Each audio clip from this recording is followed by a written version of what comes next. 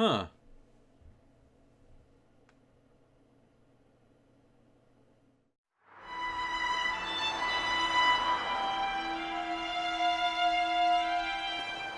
Ugh. The things I do for this mini-series, huh? It's a spooky October night tonight. It's not quite winter, but the daylight from summer is slowly fading away day by day. The trees are dead, it's expected to go under freezing tonight, and the clouds are colored an orange tint from the light pollution. There could be a mugger or a murderer lurking behind the bushes at any moment, though I like to have a little more faith in humanity than that. It doesn't take much to emulate that kind of experience in a video game. You could throw in all kinds of primal fears in there like darkness or fog or other things. But the horror game I'm listing here has none of that. It didn't need it. No, my favorite horror game came out back in the days of the NES and the arcades, back when graphical horsepower wasn't good enough to communicate atmosphere. Instead, you had to do that through the gameplay itself, and because of that, it's scarier than anything else. It has many sequels and imitators, but for me, you can't get any more scary or any more tense than Castlevania.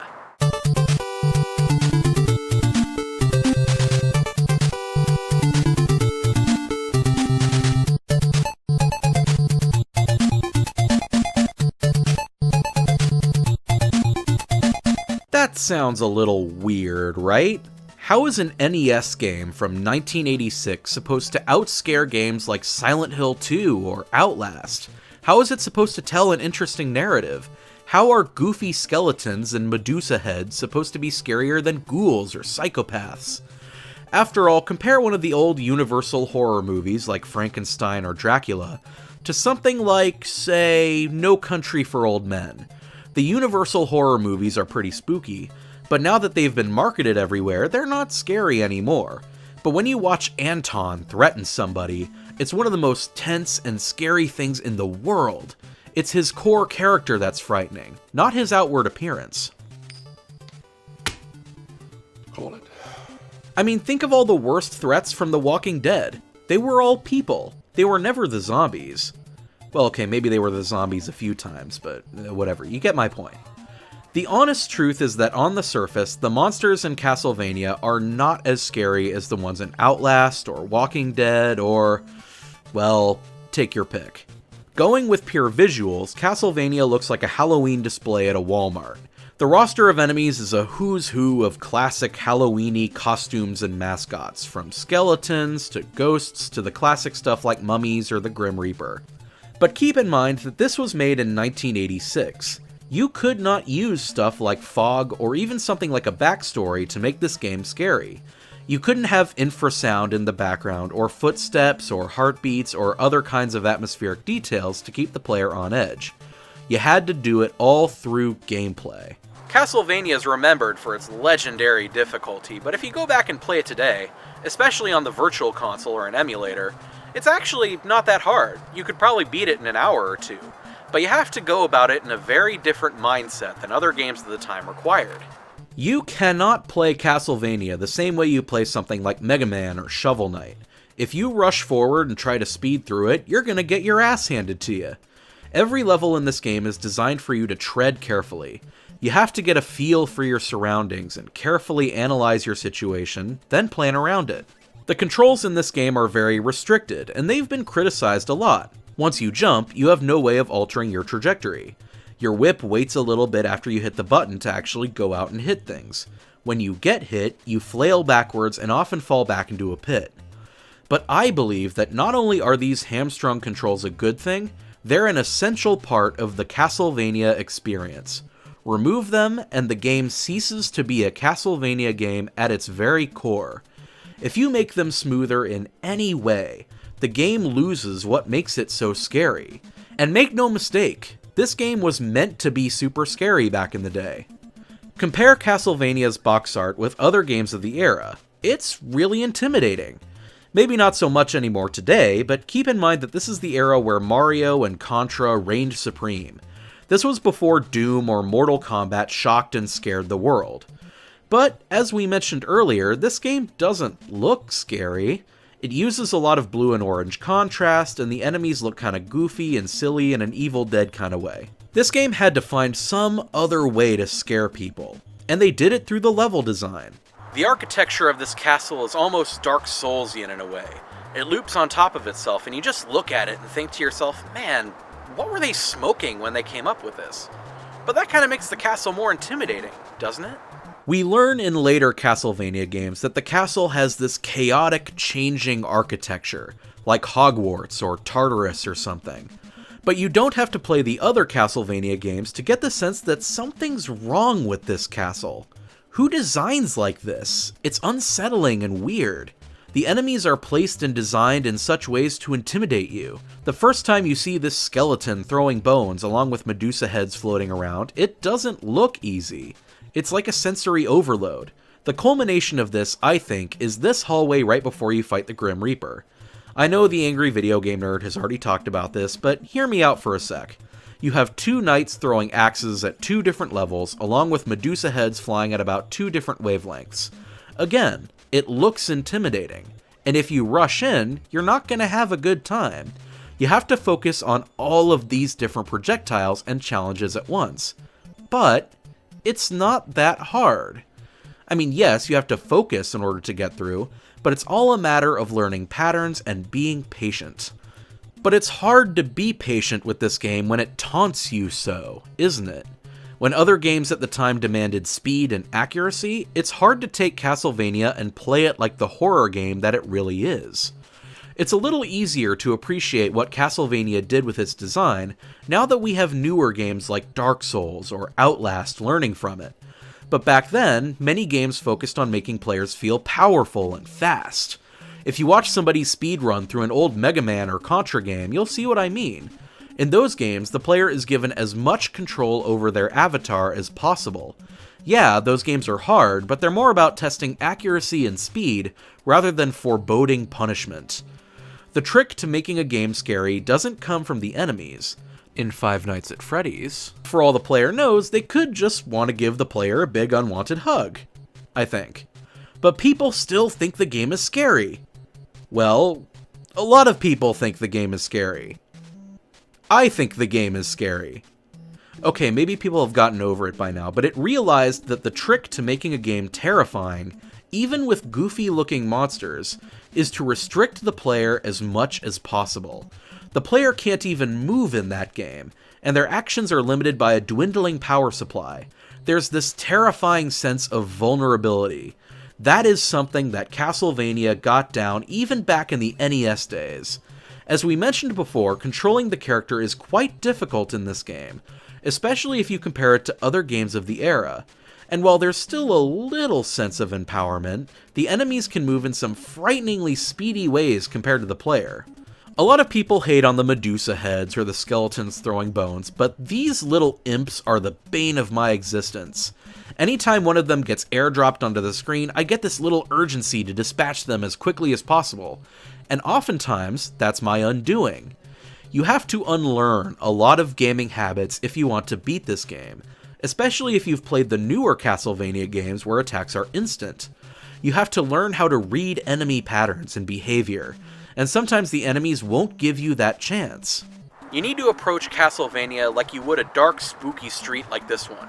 Would you just rush in back there and attack anything that moves? No, of course you wouldn't.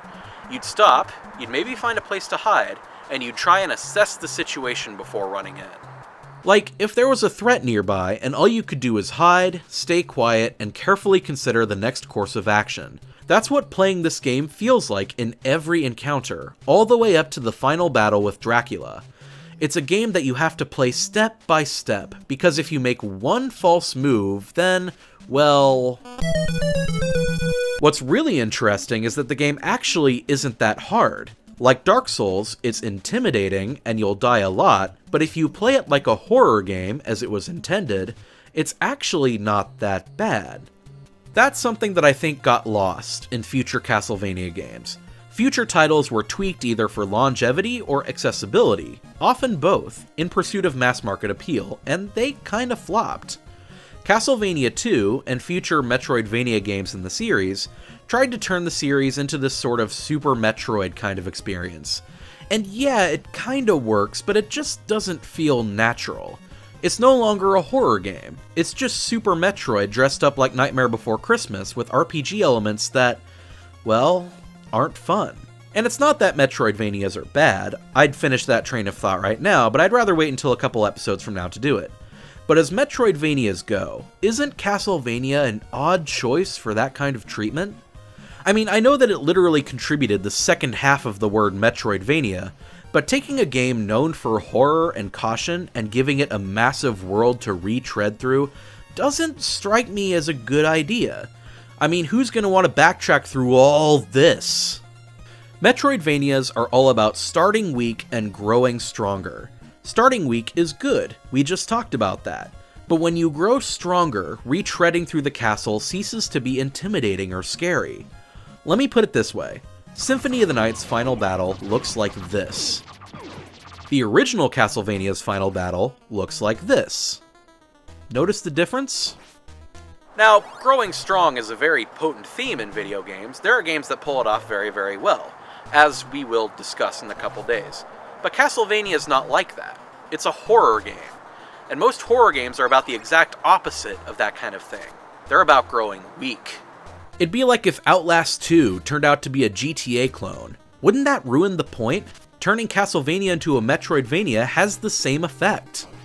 Now, non-explorable Castlevania games were a step in the right direction, like Castlevania 3 or Rondo of Blood. However, the deceptive difficulty in these games was ironically ruined by cranking the difficulty way up.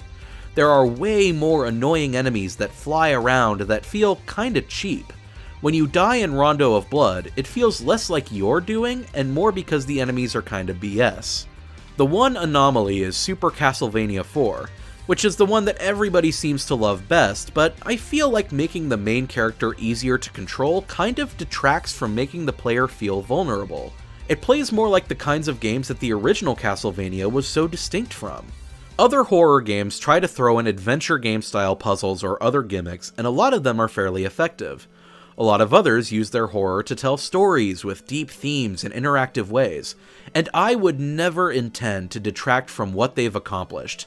Games like Silent Hill 2 and Amnesia: The Dark Descent are scary, but they're also artistic masterpieces.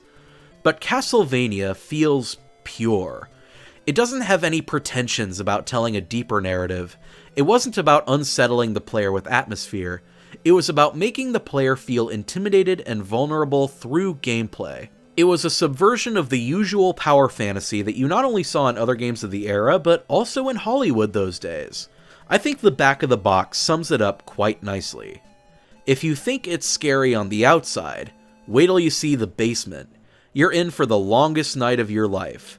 Ghosts, goblins, demons, wolves, bats, creatures lurking around every corner. As you descend deeper and deeper, they get thicker and thicker. Better stick close to the cavern floor. It's your only chance of finding a weapon or two. You're gonna need him, because when you finally meet the Count, you know he'll be going for the jugular.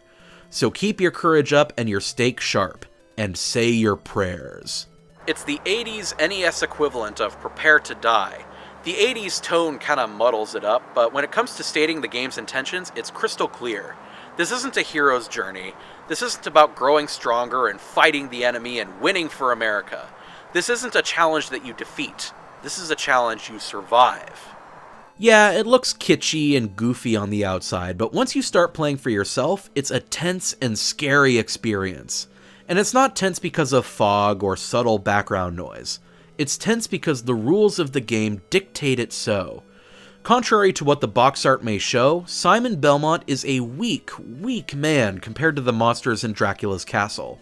And not because he looks or sounds weak, it's because he plays weak. The enemies look silly, but they feel scary. The challenges are actually kind of easy, but they feel hard. The levels look colorful, but when you play them, they're disorienting and strange.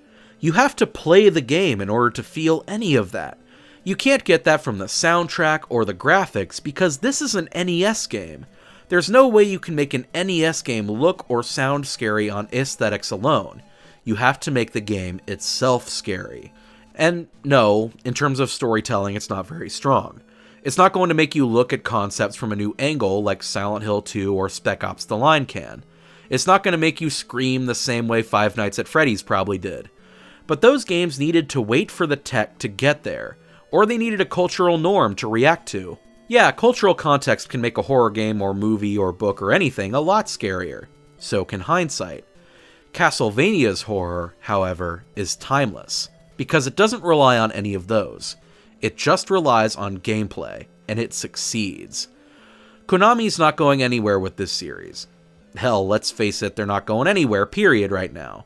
But anybody interested in horror of any kind can learn a lot from how this game uses its rules and mechanics to induce terror.